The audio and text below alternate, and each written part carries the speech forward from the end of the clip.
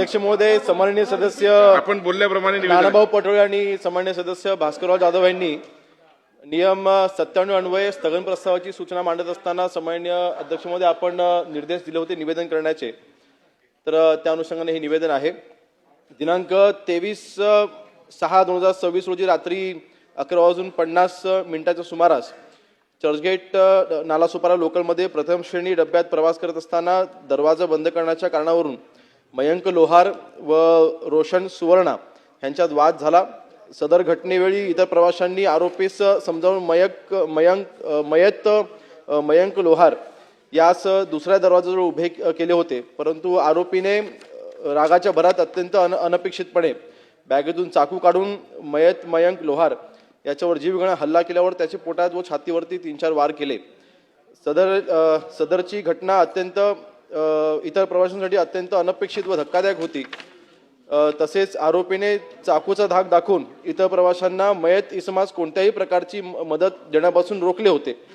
दरम्यान सदर local Borivali police station Borivali railway station फलाट क्रमांक 6 वर थांबण्यासाठी गती कमी झाली असता आरोपी चालू गाडीतून फलाटावर उतरून पळून गेला. त्यानंतर इतर प्रवाशांनी आणि पोलिसांनी गंभीर जखमी झालेल्या मयंकला शताब्दी रुग्णालयात दाखल केले, मात्र डॉक्टरांनी त्याला तिथे मृत असे घोषित केले.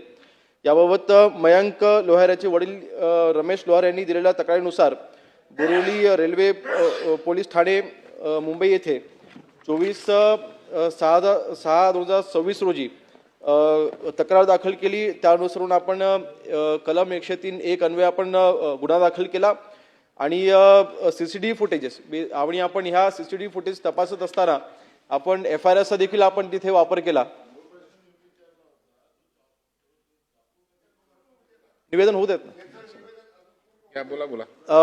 आपण CCTV फुटेज मार्फत आपण फेशियल रेकग्निशन सिस्टमचा आपण उपयोग केला आणि 15 तासाच्या आत आपण त्याला अटक केली आणि त्याच्यावरती आपण कारवाई देखील केलेली आहे. एकंदरीत अध्यक्ष महोदय आपल्याला ही गोष्ट लक्षात घेतली पाहिजे. मुंबईच्या लोकलमधून दिवसाला 75 ते 80 लाख प्रवासी हे प्रवास करतात आणि अर्थातच इतक्या मोठ्या संख्येने जेव्हा प्रवासी प्रवास करत असताना ह्यांच्यावरती मॉनिटरिंग मॅन्युअली ठेवणं हे इम्प्रॅक्टिकल आहे. म्हणून तिथे आपण CCTVचं जाळं जवळपास 177 रेल्वे स्टेशन्स आहेत आणि या 177 रेल्वे स्टेशनमध्ये जवळपास 6800 म्हणजे जवळपास 6900 CCTV कॅमेराज आपले ऑपरेटिव्ह आहेत, ते ऍक्टिव्ह आहेत आणि या CCTV कॅमेराच्या माध्यमातून आपण हे मॉनिटरिंग करत असतो. जवळपास 20 पोलीस स्टेशनमध्ये या बाबतीत आपण 24/7 म्हणजे एकही मिनिट तिथे आपण मॉनिटरिंग आपण कधी बंद करत नाही. या आणि हे डेडिकेटेड पोलीस स्टेशन्स आहेत, या CCTV कॅमेराच्या माध्यमातून आपण त्याचे मॉनिटरिंग करतोय. नंबर 1. नंबर 2, अध्यक्ष महोदय यामध्ये निवेदनावरती हरकत घेता येत नाही. अध्यक्ष महोदय घेता येत नाही. बरं, निवेदनावर हरकत घेता येत नाही. बरं, निवेदन होऊ द्या. अध्यक्ष महोदय CCTV निवेदन सन्माननीय आव्हाड साहेब, निवेदन संपू द्या. अध्यक्ष महोदय निवेदन आहे, याच्यावर निवेदनावर काही चर्चा होऊ शकत नाही ना. निवेदनावर तर काही चर्चा होऊ शकत नाही. अध्यक्ष महोदय अजून एक माहिती मी देईन. आपण शेवटी लोहमार्ग पोलीस आयुक्तालयाच्या अंडर जवळपास 4,185 ही पदं ही मंजूर आहेत आणि कारण ह्या सगळ्या शंका उपस्थित केल्या गेल्या होत्या, म्हणून हा खुलासा होणं देखील आवश्यक आहे की तिथे मॅनपॉवर नाही आहे किंवा स्ट्रेंथ तिथे कमी आहे. तर 4,175 पदे ही मंजूर आहेत.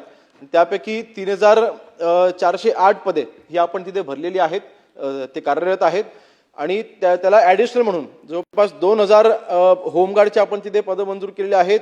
150 MSFची पदं आपण मंजूर केलेली आहेत. त्याच्यापैकी 2,000 पैकी 1,520 होमगार्ड ऍक्टिव्ह आहेत, ते कार्यरत आहेत आणि 150 पैकी 112 MSF जवान हे तिथे कार्यरत आहेत.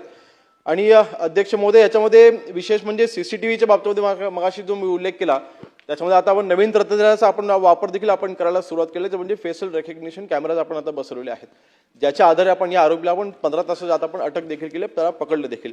तर हे CCTV कॅमेराजची संख्या देखील वाढवण्यासाठी आपण केंद्र सरकारला देखील आपण पत्रव्यवहार केलेला आहे, कारण शेवटी इन्फ्रास्ट्रक्चर हे त्यांच्यावर पण तिथे CCTVचं उभं केलं जातं, तर तो देखील पत्रव्यवहार आपण केलेला आहे. अध्यक्ष म्हणजे प्रमुख मुद्दा जो आहे तो स्कॅनिंगचा, की त्या बॅगमध्ये त्यांनी चाकू कसा आणला आणि तो इतक्या सोपपर्यंत कसा शिरला. तर नाना भाऊ आपल्याला कल्पना आहे की मी मगाशी जसा उल्लेख केला 75 ते 80 लाख प्रवासी प्रवास करतात दररोज मुंबईच्या लोकलमधून. अर्थातच सगळ्या 80 लाख प्रवाशांचं आपण स्कॅनिंग करणं इम्प्रॅक्टिकल आहे. सरकार कोणाचे असू द्यात ते इम्प्रॅक्टिकल आहे. ह्याच्यामध्ये मॉनिटरिंग आपण कसं करतो, ज्या ज्या ठिकाणी आपल्याला संशयित जर का कोणी आढळत असेल तर त्यांच्या आपण तिथे स्कॅनिंग आपण करतोय किंवा त्यांच्या पण बॅगा आपण तपासतोय. ह्या बॅगा तपासत असताना आता प्लॅटफॉर्मवरती जे जर का आपण कोण आपला संशयित आढळतं आपण त्यांना देखील आपण त्यांच्या देखील आपण तपासणी करतो.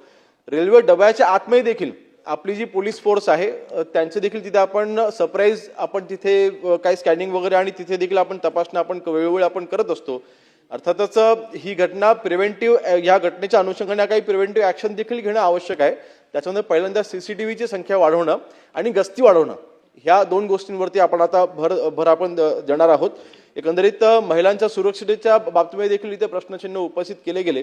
मी आपल्याला सांगेन की विशेष म्हणजे महिलांच्या डब्यामध्ये तिकडे आपले जे पोलीस अधिकारी जे तैनात असतात किंवा महिलांच्या बाबतीमध्ये सुरक्षितता ही आपली प्रायोरिटी असताना आपण जवळपास रात्री 9 ते सकाळी 6 वाजेपर्यंत, जो आपल्याला माहिती आहे की अतिशय एक संवेदनशील वेळ असं त्याला म्हणता येईल, तर आपल्या जवळपास 218 लोकलचे आपण ग्रुप तयार केलेले आहेत जे याच्यावरती मॉनिटरिंग करत असतात. आणि प्रत्येक ट्रेनमध्ये 4 सुरक्षा कर्मचारी आपले हे तिथे त्यावेळेसमध्ये हे तैनात असतात आणि ते ह्या पूर्ण महिलांच्या डब्यामध्ये अनुचित प्रकार घडणार नाही ह्याची ते काळजी घेत असतात. एकंदरीत अध्यक्ष महोदय, ह्यामध्ये 2-3 गोष्टी आपण इथे प्रामुख्याने आपण करतोय. आपण रिसेंटली आपण एक हेल्पलाईन देखील चालू केलेली आहे 1512, म्हणजे 1512 अशी हेल्पलाईन आहे. या वर्षीचा आकडा मी आपल्याला सांगेन की या हेल्पलाईनवरती जवळपास 1,56,000 कॉल आलेले आहेत आणि या मार्फत आपण जवळपास 4 कोटी, म्हणजे आपल्याला माहिती आहे की चोरीचे देखील प्रकार हे रेल्वेमध्ये मोठ्या प्रमाणात घडत असतात.